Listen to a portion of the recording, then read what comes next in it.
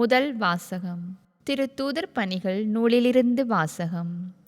அந்நாள்களில் ஸ்தேவான் மக்களையும் மூப்பரையும் மறைநூல் அறிஞரையும் நோக்கி கூறியது: திமிர் பிடித்தவர்களே, இறை வார்த்தையை கேட்க மறுக்க செவியும் ஏற்க மறுக்கும் உள்ளமும் கொண்டவர்களே, உங்களுடைய மூதாதையரைப் போல நீங்களும் தூய ஆவியாரை எப்போதும் எதிர்க்கிறீர்கள்.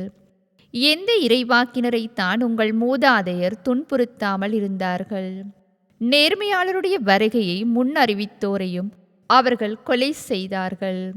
இப்போது நீங்கள் இயேசுவை காட்டிக் கொடுத்து கொன்று விட்டீர்கள். கடவுளின் தூதர்கள் வழியாய் தரப்பட்ட திருச்சட்டத்தை நீங்கள் பெற்றிருந்தும் அதனை கடைபிடிக்கவில்லை.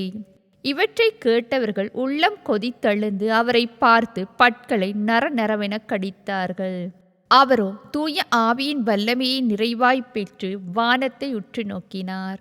அப்போது கடவுளின் மாட்சியையும் அவர் வலப்பக்கத்தில் இயேசு நிற்பதையும் கண்டு, இதோ வானம் திறந்திருப்பதையும் மானிட மகன் கடவுளது வலப்பக்கத்தில் நிற்பதையும் காண்கிறேன் என்று கூறினார். ஆனால் அவர்கள் செவிகளை அடைத்து கொண்டு பெருங்கூச்சலிட்டு ஒருமிக்க அவர் மேல் பாய்ந்தார்கள். நகரத்திற்கு வெளியே இழுத்து கொண்டு போய் அவர் மேல் கல்லெறிந்தார்கள். சாட்சிகள் தங்கள் மேலுடைகளை சவுல் என்னும் இளைஞரிடம் ஒப்படைத்தார்கள். அவர்கள் ஸ்தேவான் மீது கல்லெறிந்த போது அவர், ஆண்டவராகிய இயேசுவே, எனது ஆவியை ஏற்றுக்கொள்ளும் என்று வேண்டிக் கொண்டார்.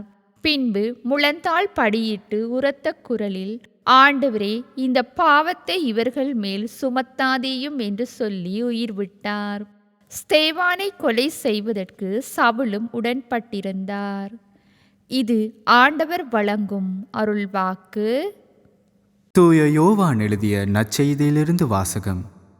அதிகாரம் 6, திருவசனங்கள் 30 தொடக்கம் 35 முடிய. அக்காலத்தில் மக்கள் இயேசுவிடம், நாங்கள் கண்டு உம்மை நம்பும் வகையில் நீர் என்ன அருமடையாளம் காட்டுகிறீர்? அதற்காக என்ன அரும் செயல் செய்கிறீர்? எங்கள் முன்னோர் பாலை நிலத்தில் மன்னாவை உண்டனரே, அவர்கள் உண்பதற்கு வானிலிருந்து உணவு அருளினார் என்று மறைநூலிலும் எழுதப்பட்டுள்ளது அல்லவா என்றனர். இயேசு அவர்களிடம், உறுதியாக உங்களுக்கு சொல்கிறேன், வானிலிருந்து உங்களுக்கு உணவு அருளியவர் மோசே அல்ல, வானிலிருந்து உங்களுக்கு உண்மையான உணவு அருள்பவர் என் தந்தையே. கடவுள் தரும் உணவு வானிலிருந்து இறங்கி வந்து உலகுக்கு வாழ்வு அளிக்கிறது என்றார். அவர்கள், ஐயா, இவ்வுணவை எங்களுக்கு எப்போதும் தாரும் என்று கேட்டுக்கொண்டார்கள். இயேசு அவர்களிடம், வாழ்வு தரும் உணவு நானே. என்னிடம் வருபவருக்கு பசியே இராது, என்னிடம் நம்பிக்கை கொண்டிருப்பவருக்கு என்றுமே தாகம் இராது என்றார். இது கிறிஸ்து வழங்கும் நற்செய்தி. அன்பான சகோதரங்களே, ஸ்தேவானினுடைய வேத சாட்சிய மரணம் இன்றைய முதல் வாசகத்திலே கூறப்பட்டிருக்கிறது. இன்றைய நற்செய்தி வாசகத்திலே எங்களுக்கு அந்த அழியாத உணவை தாரும் என்பதற்கு இயேசு கூறுகின்ற பதில், வாழ்வு தரும் உணவு நானே, என்னிடம் வருபவருக்கு பசியே இராது என்கின்ற ஆறுதலான வார்த்தைகள். அன்பான சகோதரங்களே, ஸ்தேவானினுடைய மரணம் இயேசுவினுடைய மரணத்தோடு ஒப்பிடப்படுகிறது. எவ்வாறெனில், ஸ்தேவான் அவருடைய ஆவியை ஆண்டவரிடம் ஒப்படைத்தார், கடவுளிடம் ஒப்படைத்தார். ஆண்டவரையும் கையில் என் உயிரை ஒப்படைக்கிறேன் என்று கொடுத்தார். இயேசு ஆண்டவரும் அதையே செய்தார். அது மாத்திரமல்லாமல், இறப்பிற்கு முன் இந்த பாவங்களை இவர்கள் மேல் சுமத்தாதையும் என்று மன்னிப்பு கேட்டார். இயேசு ஆண்டவரும் அதையே செய்தார். அன்பான சகோதரங்களே, கிறிஸ்தவர்களாகிய நம்முடைய விசேட பண்பு என்ன?